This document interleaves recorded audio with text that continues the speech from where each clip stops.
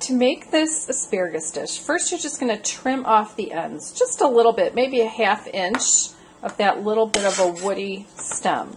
Now we're going to boil the water. My Dutch oven was too small to fit the asparagus for boiling, and we're only going to boil it for 2 or 3 minutes.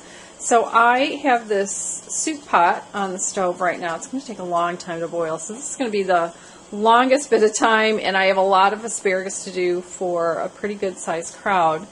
And most of the time I would say boil it for 3 minutes, but that's for the thicker asparagus. This that I got at the grocery store is thinner, so I'm going to only boil it for 2 minutes.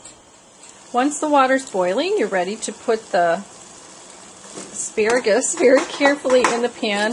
Like I said, I have a lot, and normally you're going to set the timer for 3 minutes for a thicker asparagus, but mine is thinner, so I'm only going to set the timer for 2 minutes. While the asparagus is cooking, prepare a couple ice water baths. I'm just getting some long, low containers that I have, putting ice cubes in it and cold water.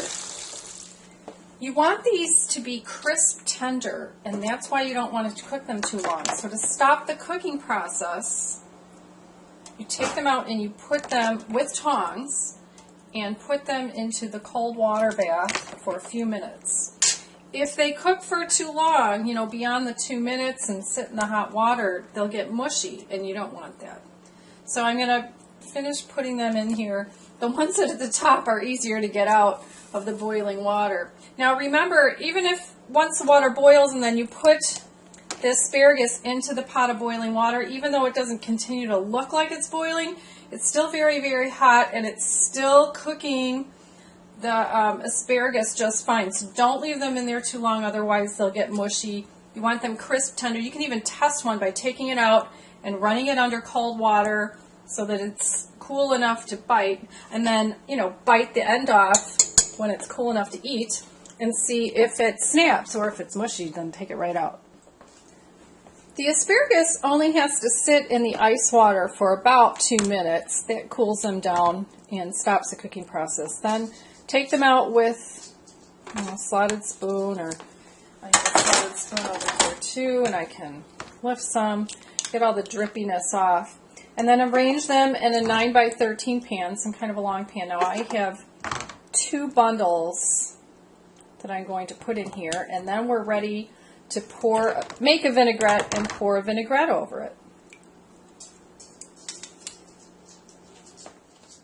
For the vinaigrette, I'm going to have a medium-sized bowl, and I have 3/4 of a cup of olive oil and a ½ a cup of white balsamic vinegar.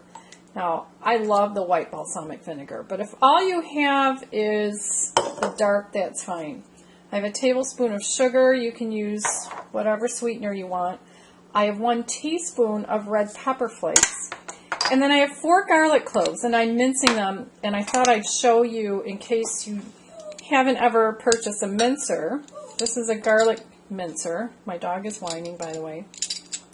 So you put the garlic clove inside here, and then you push it through. I'm going to push it through, hopefully you can see this, here. And then you take a knife, and you don't take the sharp side, take the dull side, and scrape it off. And then the mincers come with this cool little, because now all that's stuck in here, so the mincers come with this cool little tool that you push in here, and then you can take out the old and get rid of it. Okay, so now I have my 4 garlic cloves. My doggy is whining. And then I'm going to whisk it.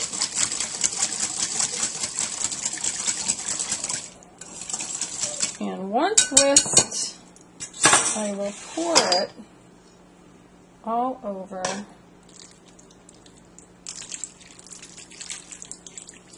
the asparagus that's now sitting in a 9 by 13 pan, and I'm going to cover it and refrigerate it.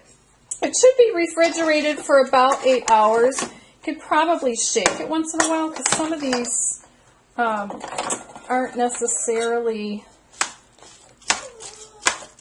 inside the vinaigrette. So after 8 hours, you can pour off the vinaigrette and get rid of it.